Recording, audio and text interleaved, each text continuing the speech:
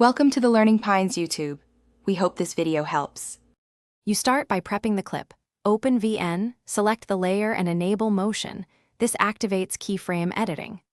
Once done, pick a keyframe type, linear for constant speed, ease in or ease out to soften starts and stops.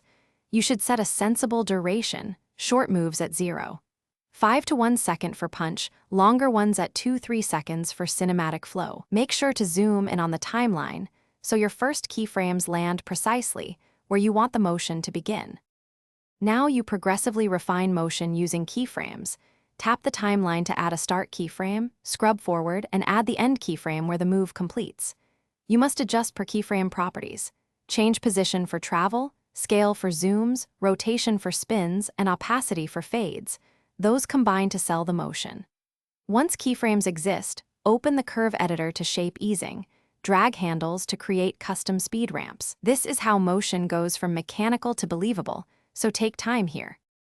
Finish by previewing the whole sequence. Play at your target frame rate, 24, 30, or 60 FPS, and watch for timing or stutter.